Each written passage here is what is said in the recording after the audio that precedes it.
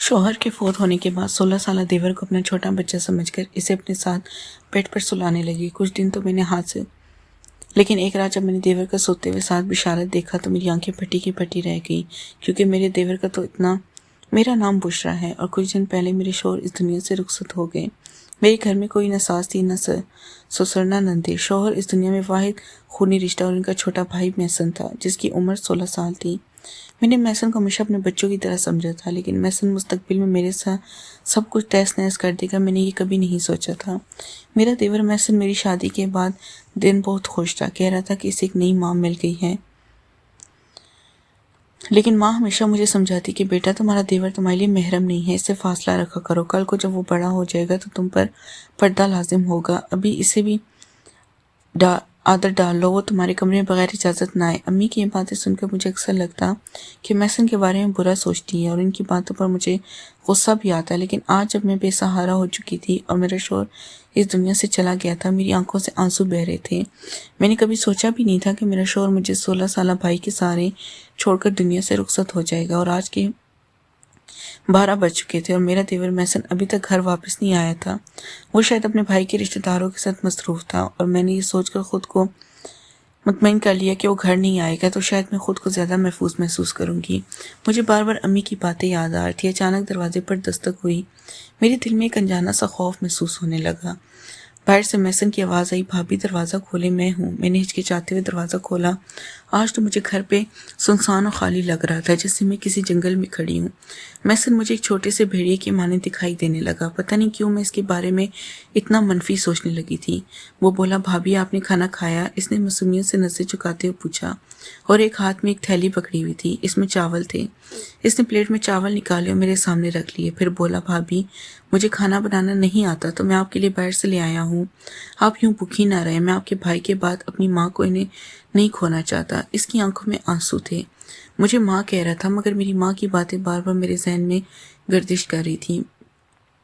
मैसन ने कहा, भाभी आप फिक्र ना करें, मैं आपका सहारा बनूंगा और प्लीज़ आप इस घर से मत जाइएगा। इसकी बातें बहुत जज्बाती थी, मगर मेरे जहन में बेशुमार खदशात उभर रहे थे। फिर इसने कहा, भाभी आप इस कमरे में सो जाएं, दूसरा कमरा सीढ़ियों के करीब है और मुझे ऐसा लगता है कि आपको वहाँ नहीं सोना चाहिए, क्योंकि अब गांव में सबको पता है कि भाई की वफात हो गई है और कोई भी सीढ़ियों से उतरकर बुरी नीयत से हमारे घर आ सकता है। मुझे हैरत हुई कि इतनी छोटी उम्र में मैसन ऐसी बातें कैसे कर रहा है, लेकिन इस वक्त इसकी वो बात ठीक लगी। मैं इसकी ख्वाहिश के मुताबिक इसके कमरे में चली गई, जबकि इससे पहले मैं अपने शौहर के साथ सीढ़ियों के करीब वाले कमरे में रहती थी, इसलिए ये सब कुछ मेरे लिए नया और अजीब था। फिर जैसे ही कमरे के अंदर दाखिल हुई तो अचानक मेरी नज़र एक ऐसी चीज़ पर पड़ी जिसने मेरे कदमों तले ज़मीन निकाल दी। बज़ाहिर तो मैसन 16 साल का बच्चा ही लगता था, मगर मेरी माँ की बातें सही साबित हो रही थी, क्योंकि जो कुछ सामने था वो किसी और बड़े समझदार शख्स की ही हरकत हो सकती थी। कमरे के अंदर मैसन के हाथों में अपना कीमती जेवर देखकर मेरा दिल दहल गया। मैंने ये जेवर महफूज तरीके से ताले में बंद करके रखे थे, लेकिन ये मैसन के पास कैसे पहुंच गए? ये सब कुछ मेरे नज़दीक निहायत हैरान कुन और चौंका देने वाला अमल था।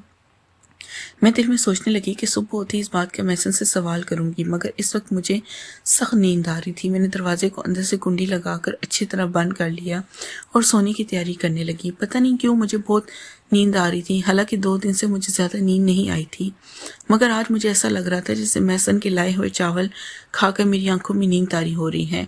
मैंने दिल में सोचा, कहीं ये चावल खाने से मुझे नींद तो नहीं आ रही, मगर इतना सोचने का मौका ही नहीं मिला। जब मेरी आंख खुली तो सुबह के 10 बज रहे थे। मैं हैरान हो रही थी कि आज मुझे इतनी नींद कैसे आ गई, हालांकि 2 दिन से मुझे बिल्कुल भी नींद नहीं आई थी। लेकिन आज चावल खाने के बाद मेरी आंखें ऐसी बंद हुई जैसे कोई शराब पिला दी गई हो। मैं हैरान हो रही थी कि ऐसा होना नहीं चाहिए था। दिल में बार बार एक ही ख्याल आ रहा था कि कहीं मैसन के लाए हुए चावल खाकर मैं बेहोश तो नहीं हो गई। फिर मैंने दिल में सोचा कि आखिर मैसन ऐसा क्यों करता, इसे ज़रूरत भी क्या थी ऐसा करने की। आंखें मलते हुए फिर जब मैं कमरे से बाहर निकली तो मैसन सामने किचन में चाय बना रहा था। इससे देखकर मुझे बुरा महसूस होने लगा। इसने पूछा, भाभी क्या आप रात जल्दी सो गई थी? आपको बहुत ज़्यादा अच्छी नींद आई थी ना? इसने मेरी तरफ देखकर कहा। मैं जी इसे जवाब दिया और झट से बोली, क्यों नहीं? मैंने इसे तल्ख लहजे में कहा।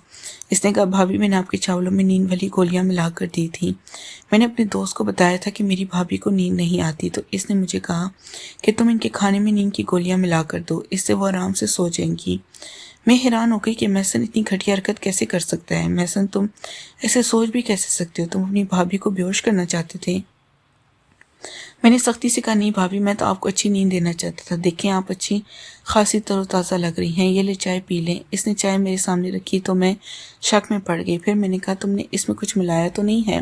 وہ فوراً بولا اللہ کی قسم نہیں بھابھی، وہ تو میں آپ کی اچھی نیند کی لیے آپ کو گولیاں دی تھی بھابھی، اگر آپ چاہتی ہیں چائے میں آپ کے سامنے خود بھی پی لیتا ہوں، بلکہ ہم دونوں ہاف آف کر کے پی لیتے ہیں۔ پھر محسن نے اس کا گھونٹ بھرتے ہوئے مجھے دکھایا تو میں یقین کر بیٹھی۔ میں نے کہا ٹھیک ہے، مجھے معاف کر دو، میں تمہارے متعلق شک میں مبتلا ہوتی جا رہی تھی۔ مجھے جب اپنے چھوٹے دیور محسن کا چہرہ دیکھتی تو اس کی معصومیت پہ یقین آ جاتا، کیونکہ واقعی اس کا چہرہ بہت زیادہ معصوم تھا۔ آج میں نے اسے کچھ نہیں کہا، بس جاننا چاہتی تھی کہ میرے خاموش رہنے پہ اس کا کیا رد عمل ہے۔ البتہ آج میں نے جو کچھ اس کمرے میں دیکھا تھا اس کی کوئی معافی نہیں تھی۔ پھر تھوڑی دیر بعد اس نے خود ہی کہا بھابھی میں آپ کے زیور بیچنا چاہتا ہوں، میں ایک جاننے والا بہت ایماندار انکل ہے، وہ ہماری زمین زیور بیچ کر ہمیں بہت سارے پیسے دیں گے، ہم ان پیسوں سے ایک گھر خرید سکتے ہیں۔ آخر کب تک ہم کرائے کے گھر میں رہیں گے؟ مالک مکان برسوں کرائے لینے آئے گا اور ہمارے پاس تو اتنے پیسے بھی نہیں ہیں۔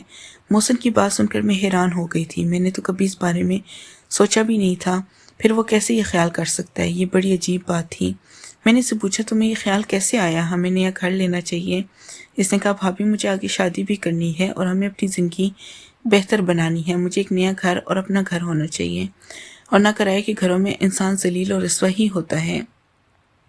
محسن کی بات تو ٹھیک تھی، اس لیے میں نے زیور والے معاملے پر اسے کچھ نہیں کہا، لیکن مجھے ڈر تھا کہ زیور بیچ کر بھی اگر پیسے نہ ملے تو کیا ہوگا؟ میں تو ایک بیوہ عورت ہوں، میرا دیور محسن 16 سال کا ہے، ایسے میں کوئی ہمیں آسانی سے دھوکہ دے سکتا تھا۔ نیکسٹ پارٹ کے لیے چینل کو لازمی سبسکرائب کریں۔ شکریہ۔